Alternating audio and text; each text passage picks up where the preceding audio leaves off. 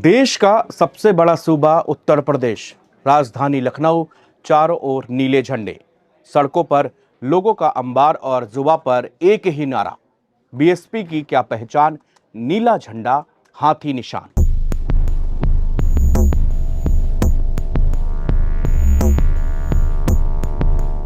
बहन सुश्री मायावती ने इस पहचान को लोगों के दिलो दिमाग पर बैठा दिया था।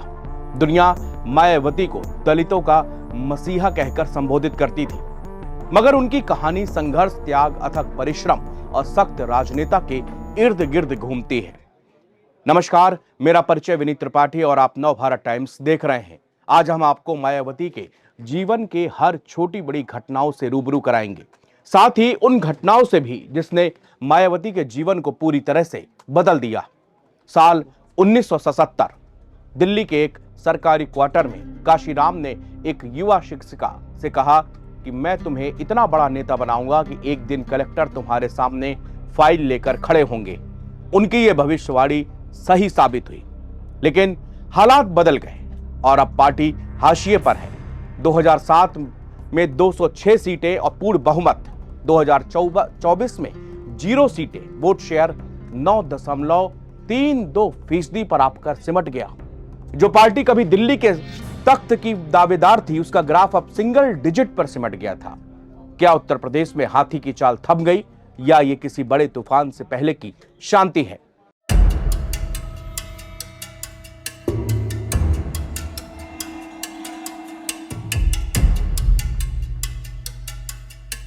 ये कहानी शुरू होती है 15 जनवरी 1956 से।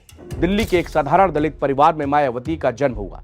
उनके पिता प्रभु दयाल पोस्ट ऑफिस में क्लर्क थे। आर्थिक तंगी, सामाजिक भेदभाव और सीमित अवसर, यहीं से उनका शुरुआती संसार था। मायावती पढ़ाई में तेज थी। उन्होंने बीए, बीएड और एलएलबी की पढ़ाई की और कुछ समय तक टीचर बनने की तैयारी भी की। शुरुआती सपना था आईएएस अधिकारी बनना। इस दौरान मायावती का तेज तर्रार रूप कई लोगों को भा गया तो कई लोगों की आंखों में चुभ भी रहा था। कैसे एक दलित लड़की यहां तक पहुंच गई? हजार लाख ताने भी मायावती के कदमों के बेड़िया नहीं बन पाए। वो निडर लड़की आगे बढ़ती गई। यहीं से कहानी में एक टर्न आता है। 1977 में उनकी मुलाकात काशीराम से हुई। काशीराम ने इस लड़की में वो आग देखी जो कि दलित राजनीति को एक नया आयाम दे सकती थी। उन्होंने मायावती को BAMCEF और फिर DS4 और लास्ट में बहुजन समाज पार्टी के मंच पर उतारा। यही वो वक्त था जब दिल्ली में एक सरकारी क्वार्टर में काशीराम ने एक युवा लड़की से कहा था कि मैं तुम्हें इतना बड़ा नेता बनाऊंगा कि एक दिन कलेक्टर तुम्हारे सामने फाइल लेकर खड़े रहेंगे। काशीराम ने उसी वक्त एक बयान दिया जो कि इतिहास के पन्नों में दर्ज हो गया। वो वाक्य था, मायावती नहीं होंगी तो आंदोलन अधूरा रह जाएगा। दलित आंदोलन में इस वाक्य ने यह बता दिया था कि आगे आने वाले दिनों में मायावती का क्या कद होने वाला था। 14 अप्रैल 1984 को बहुजन समाज पार्टी का गठन हुआ। पार्टी कार्यकर्ताओं में बहन जी के नाम से मशहूर मायावती का राजनीतिक करियर झटकों के साथ में शुरू होता है। 1985 में वो पहली बार लोकसभा उपचुनाव में खड़ी हुई, लेकिन हार गईं। साल 1987 में उन्होंने हरिद्वार से अपनी किस्मत आजमाई, लेकिन नतीजा उनके पक्ष में नहीं रहा। लेकिन उनकी पराजय का यह दौर ज्यादा समय नहीं टिका। 1989 के चुनाव में उन्होंने बिजनौर से जीत हासिल की और फिर उन्होंने कभी पीछे मुड़कर नहीं देखा।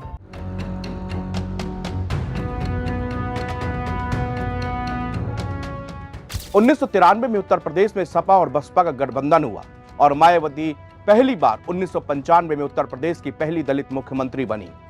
समाजवादी पार्टी के साथ सरकार बनाने वाली मायावती रूठी तो फिर भारतीय जनता पार्टी का दामन थामा और 3 जून 1995 को मुख्यमंत्री पद की शपथ ली। पिता प्रभु दयाल और मां रामरती की 9 संतानों में से दूसरी मायावती अब देश के सबसे बड़े सूबे की मुख्यमंत्री थी। वो लड़की जिसने आईएएस बनने का सपना देखा था, वो पूरे उत्तर प्रदेश की मुख्यमंत्री बनी। काशीराम की भविष्यवाणी सच साबित हुई और देश के अंदर एक नई राजनीति का उदय हुआ। लेकिन कामयाबी के सफर में मुश्किलें बहुत सारी थी।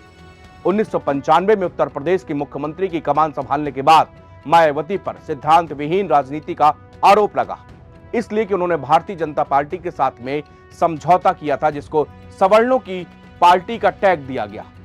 लेकिन मायावती ने भी साफ कर दिया कि वो दलितों को सत्ता में भागीदारी दिलाने के लिए कुछ भी करेंगी। भारतीय जनता पार्टी से उन्होंने एक नहीं दो बार समझौते किए। समझौता हुआ और टूटा भी। मायावती का मोह बना और मोह टूटा भी, लेकिन उनकी राजनीति की आंच कम नहीं हुई। एक बार उत्तर प्रदेश की सत्ता में आने के बाद मायावती का राज्य की राजनीति और केंद्र की राजनीति में दखल कभी कम नहीं हुआ। राजनीति के उस दौर में मायावती की छवि सवर्णों की धुर विरोधी नीति की रही। उस दौरान उनकी पार्टी का प्रमुख नारा था, तिलक तराजू और तलवार, इनको मारो जूते चार। अब आते हैं गेस्ट हाउस कांड, यानी कि सत्ता की सबसे विवादित वो रात, साल 1995।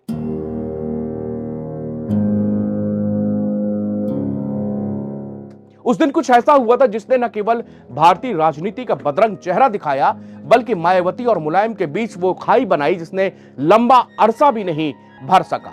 दरअसल साल 1992 में मुलायम सिंह यादव ने समाजवादी पार्टी का गठन किया और इसके अगले साल भाजपा का रास्ता रोकने के लिए रणनीतिक साझेदारी के तहत बहुजन समाज पार्टी के साथ में हाथ मिलाया। सपा और बसपा ने 256 और 164 सीटों पर मिलकर चुनाव लड़ा। सपा अपने खाते में 109 सीटें जीतने में कामयाब रही, जबकि 67 सीटों पर हाथी का दाव चला। लेकिन दोनों की ये रिश्तेदारी ज्यादा दिन चली नहीं। साल 1995 की गर्मियों में दोनों दलों के रिश्ते खत्म करने की वक्त आ गया। इसमें मुख्य किरदार गेस्ट हाउस का है। उस दिन जो घटा उसकी वजह से बसपा ने सरकार से हाथ खींच लिया और वो अल्पमत पर आ गई।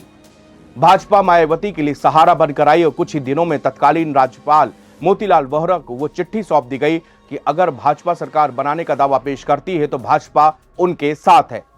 सीनियर जर्नलिस्ट और उस रोज गेस्ट हाउस के बाहर मौजूद रहने वाले शरद प्रधान ने एक इंटरव्यू के दौरान बताया था कि वो दौर था जब मुलायम सिंह यादव की सरकार थी और बसपा ने समर्थन किया था, लेकिन वो सरकार में शामिल नहीं हुई। साल भर ये गठबंधन चला और बाद में मायावती की भाजपा के साथ तालमेल की खबरें आईं, जिसका खुलासा आगे चलकर हुआ। कुछ ही वक्त के बाद मायावती ने अपना फैसला सपा को सुना दिया। उन्होंने कहा कि इस फैसले के बाद मायावती ने गेस्ट हाउस में अपने विधायकों की एक बैठक बुलाई थी। जब जान बचाने के लिए मायावती को खुद कमरे के अंदर कैद होना पड़ा। यह कहानी उत्तर प्रदेश के राजनीति के एक बदरंग कहानी के रूप में जानी जाती है। सपा के लोगों को किसी भी तरह इस बात की जानकारी मिल गई कि बसपा और भाजपा की साठगांठ हो गई है और वो सपा का दामन छोड़ने वाली है।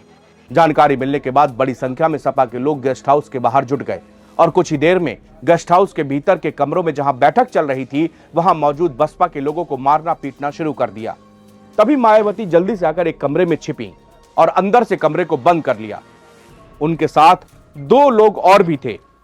इनमें एक थे सिकंदर रिजवी, वो जमाना पेजर का हुआ करता था। रिजवी ने बाद में बताया था कि पेजर पर यह सूचना मिली थी कि किसी भी हालत पर दरवाजा मत खोलना। दरवाजा लगातार पीटा जा रहा था और बसपा के कई लोगों की काफी पिटाई भी हो चुकी थी। इनमें से कुछ लहूलुहान और कुछ भागने में कामयाब रहे। तब बसपा के नेता सूबे के वरिष्ठ पुलिस अधिकारियों को फोन कर बुलाने की कोशिश कर रहे थे, लेकिन तब किसी ने भी फोन रिसीव नहीं किया। इसी बीच मायावती जिस कमरे में छिपी थी, सपा के लोग उसे खोलने की कोशिश कर रहे थे और बचने के लिए भीतर से मौजूद लोगों ने दरवाजे के साथ सोफे और मेज भी लगा दिए थे ताकि चटकनी टूटने के बावजूद दरवाजा खुल न सके। कहा जाता था कि ये बात आग की तरह फैल गई और स्टेट गेस्ट हाउस के बाहर भीड़ जमा हो गई। बहुत सारे पत्रकार भी वहां मौजूद थे। इसके बाद मायावती पर हमला करने वाले लोग वहां से तितर बितर हुए। मायावती को सुरक्षित वहां से निकाला गया। इसी कांड को गेस्ट हाउस ये चर्चित कांड कहा जाता है।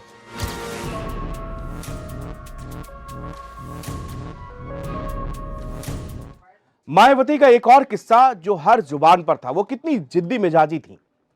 मायावती की मिजाज के बारे में भविष्यवाणी करना बहुत कठिन है। आगे बढ़ने से पहले उनकी एक और कहानी जो कि सियासी गलियारों में खूब सुनाई जाती है। बात 17 अप्रैल 1999 की है। राष्ट्रपति के.आर. नारायण ने अटल बिहारी वाजपेयी सरकार से लोकसभा में विश्वास मत लेने के लिए कहा था।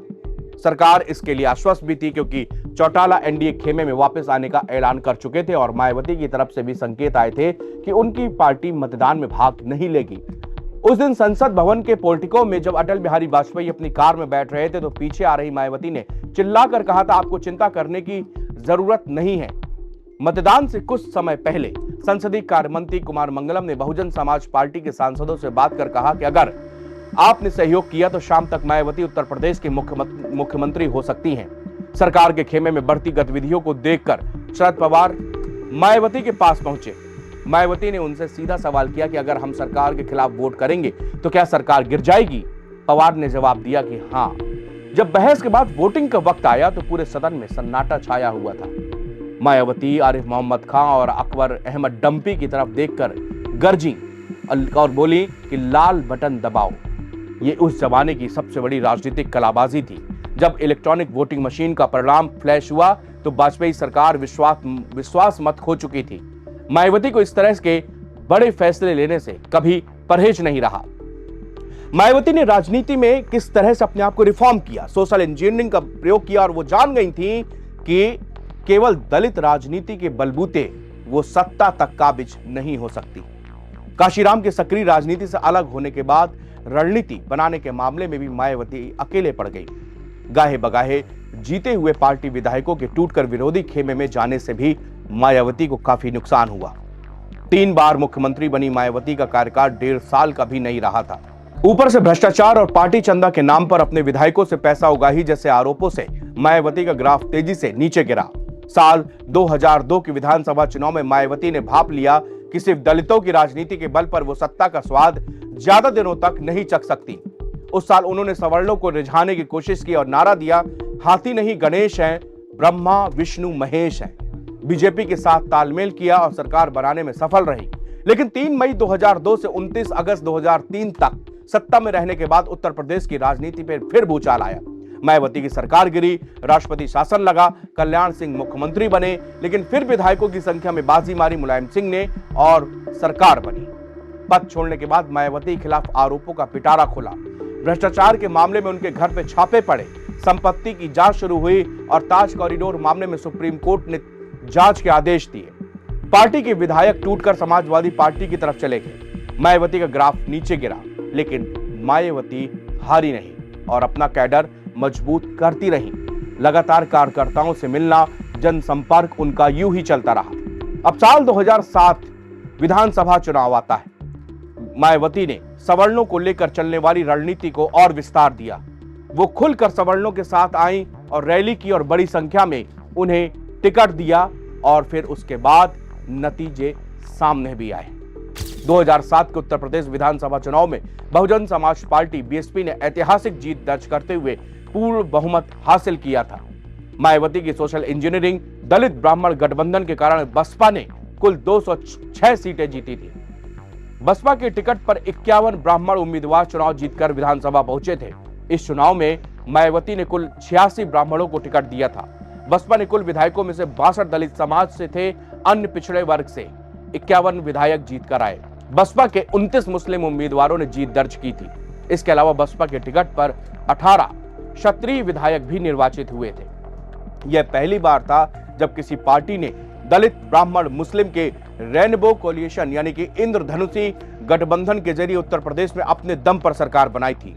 मायावती का 2007 से 2012 का मुख्यमंत्री कार्यकाल उत्तर प्रदेश की राजनीति में ऐसे ही ऐतिहासिक दौर माना जाता है। इस दौर में उनका सबसे अधिक ध्यान कानून व्यवस्था सुधारने पर रहा, जिसे सख्त शासन की पहचान मिली। अपराधियों पर नकेल कसने के मामलों में उन्होंने अपनी ही पार्टी के सांसदों और विधायकों पर भी रहम नहीं किया। जैसे 2007 में उन्होंने जमीन कब्जाने के आरोपी बसपा सांसद उमाकांत यादव को अपने घर से बाहर ही गिरफ्तार करवा दिया था।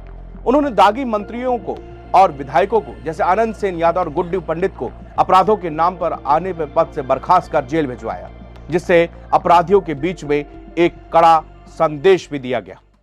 कुंडा के विधायक रघुराज प्रताप सिंह और पोटा कांड, ये कांड उत्तर प्रदेश की राजनीति से लेकर उत्तर प्रदेश की माफिया और बाहुबली राजनीति तक हर कहीं सुनाया जाता है। कुंडा के विधायक रघुराज प्रताप सिंह उर्फ राजा भैया के साथ उनकी अदावत बेहद चर्चित रही। हालांकि पोटा के तहत राजा भैया की गिरफ्तारी 2002 और 2003 के कार्यकाल की घटना थी, लेकिन 2007 में दोबारा सत्ता में आने के बाद मायावती ने उस पर अपना शिकंजा और कस दिया। इस दौरान राजा भैया और उनके पिता उदय प्रताप सिंह को फिर से कानूनी घेरे में ले लिया गया। उन पर कई नए मुकदमे दर्ज किए गए। मायावती का यह कार्यकाल कुछ बड़े विवादों और घोटालों के लिए भी याद किया जाता है। लखनऊ और नोएडा में अपने और बसपा महापुरुषों के विशाल पार्कों और मूर्तियों के निर्माण पर करोड़ों रुपए खर्च करने के लिए उनकी कड़ी आलोचना हुई। विशेषज्ञ कहते हैं कि 2012 का चुनाव मायावती की हार का सबसे प्रमुख कारण था करप्शन और मूर्ति निर्माण। लखनऊ विकास प्राधिकरण एलडीए द्वारा तैयार की गई रिपोर्ट के मुताबिक उत्तर प्रदेश की तत्कालीन मुख्यमंत्री मायावती ने लखनऊ, नोएडा और ग्रेटर नोएडा में पार्क और मूर्तियों पर कुल 5,919 करोड़ रुपए खर्च किए। हालांकि जो निर्माण हुआ वो वर्ल्ड क्लास था। वो पार्क आज भी आकर्षण का केंद्र है। जो मूर्तियां बनवाई गई वो जननायकों की थी, मगर इसके साथ मायावती एक गलती कर गई। उन्होंने जीते जी अपनी भी मूर्तियां बनवा डाली। सबसे बड़ा विवाद यहीं से उपजा। इसके बाद ताज कॉरिडोर इस परियोजना में कथित अनियमितताओं को लेकर सीबीआई जांच और भ्रष्टाचार के आरोप लगे। एनआरएचएम घोटाला, उनके शासनकाल के अंत में स्वास्थ्य विभाग में हुए राष्ट्रीय ग्रामीण स्वास्थ्य मिशन यानी कि एनआरएचएम घोटाले ने सरकार की छवि को काफी नुकसान पहुंचाया था। लेकिन 2012 के बाद कहानी पलटने लगी। ग्राफ गिरने लगा, लेकिन किसी ने नहीं सोचा था कि यह गिरावट इतनी गहरी होगी। 2014 लोकसभा चुनाव में बसपा 0 पर सिमटी और वोट शेयर 19.6% रहा। मोदी लहर के सामने बसपा कहीं भी टिक नहीं पाई। 2017 विधानसभा चुनाव बसपा सिर्फ 19 सीटें जीती। 2019 लोकसभा सपा के साथ मिलकर चुनाव लड़ा, 10 सीटें जीती, लेकिन यहां पर भी अपना कोर वोटर ट्रांसफर नहीं करा पाई। 2022 विधानसभा चुनाव में बसपा सिर्फ 1 सीट जीती। यह बसपा के इतिहास का सबसे खराब प्रदर्शन रहा। 2024 लोकसभा चुनाव फिर से 0 वोट शेयर गिरकर अब 16 में जो था वो 9.32% रह गया। इस गिरावट के 3 प्रमुख कारण माने जाते रहे। पहला, जमीनी जुड़ाव की कमी। मायावती का रैलियों से दूरी बनाना और केवल प्रेस नोट तक सीमित रहना। दूसरा बड़ा कारण था बीजेपी की सेंधमारी, गैर जाटव दलितों का झुकाव बीजेपी की लाभार्थी योजनाओं की ओर होना। तीसरा कारण आता है चंद्रशेखर आजाद का उदय। युवाओं को आजाद समाज पार्टी की ओर आकर्षण मिलना भी बीएसपी का एक नेगेटिव पॉइंट के तौर पर गिना जाता है। अब सवाल यह है कि क्या कमबैक मुमकिन है? क्या हाथी फिर हुंकार भरेगा? मायावती ने अपने उत्तराधिकारी के रूप में आकाश आनंद को आगे किया। 2024 के चुनाव में आकाश की रैलियों ने जोश तो भरा, लेकिन बीच चुनाव में ही उन्हें हटाना और फिर वापस लाना कार्यकर्ताओं को थोड़ा उलझा गया। बसपा अपने कैडर कैंप को फिर से जीवित करने में लगी हुई है। बीजेपी और सपा के बीच फंसी यूपी की राजनीति में तीसरा कोण बनने की कोशिश में लगा हुआ है। राजनीति में किसी को भी पूरी तरह खत्म मान लेना जल्दबाजी होती है। मायावती के पास आज भी करीब 9% वफादार वोट बैंक है, जो किसी भी चुनाव का रुख बदल सकता है। सवाल यह है कि क्या 2027 के विधानसभा चुनाव में मायावती अपनी पुरानी सोशल इंजीनियरिंग को दोहरा पाएंगी? क्या 2007 में जो उन्होंने करिश्मा किया था वो कर पाएंगी? क्या सतीश मिश्रा, बाबुल सिंह कुशवाहा, इन जैसे लोगों के साथ में जो एक इंद्रधनुषी गठबंधन बनाया था, क्या वो बना पाएंगी? क्या उनको फिर से एक ऐसा कैडर मिल पाएगा जो उनको वापस से उत्तर प्रदेश की सत्ता में बैठा पाए? पिछले दिनों उत्तर प्रदेश में एक रैली हुई। रैली में अपार भीड़ दिखी। देखने ऐसा लगने लगा कि जैसे ये वही बसपा का पुनर्जीवन है जो 2007 के वक्त देखा गया था या फिर जो 2002 के वक्त देखा गया था। लेकिन ये भीड़ वास्तव में वोट बैंक में तब्दील होगी, ये एक बड़ा ही रहस्यमय सवाल है। हालांकि मायावती अब फिर से एग्रेसिव मोड पर दिख रही हैं। वो अपने लगातार कार्यकर्ताओं से मिल रही हैं और इसके अलावा अपने पार्टी के कैडर को भी बढ़ा रही हैं। उन्होंने युवा आकाश आनंद को भी अब आगे आने के लिए कह दिया है। आकाश आनंद को एक वक्त पर पार्टी ने जिम्मेदारी तो सौंपी, युवाओं को अपनी तरफ पार्टी में जोड़ने के लिए उन्होंने मौके तो दिए, लेकिन इसके बाद आकाश आनंद के कुछ ऐसे बयान जो लोगों के बीच में तो बहुत मशहूर हुए, लेकिन मायावती को रास नहीं आए। मायावती ने उनको तत्काल उनके पद से हटा दिया। इतना ही नहीं, उनके ससुर को भी वहां पर हटा दिया गया। लेकिन बाद में आकाश आनंद के क्षमा याचना करने के बाद वापस से उनको पार्टी में जगह मिली और फिर आज उनको उसी पद से नवाजा गया है। आकाश आनंद लगातार देश भर के अलग अलग हिस्से में जा रहे हैं, चाहे महाराष्ट्र हो, चाहे दिल्ली हो, चाहे उत्तर प्रदेश हो, चाहे हरियाणा हो, चाहे राजस्थान हो। आकाश आनंद की रैलियां हर जगह हो रही है। वो लगातार अपने कैडर को मजबूत करते जा रहे हैं। अब उम्मीद, और जैसा कि कहा गया है कि राजनीति में कभी भी किसी को हल्के में नहीं लेना चाहिए, और खास तौर पर उसको जिसके पास अभी भी राज्य का 9% का वोट है। अब देखना होगा कि आगामी आने वाले विधानसभा चुनाव में मायावती क्या अपना वास्तव में 2007 वाला जलवा बिखेर पाएंगी या फिर 2014 के बाद में लगातार जो पार्टी ग्राफ टूटता टूटता 9% में गया है, ये बच पाएगा या फिर ये इससे भी नीचा जाएगा। शुक्रिया।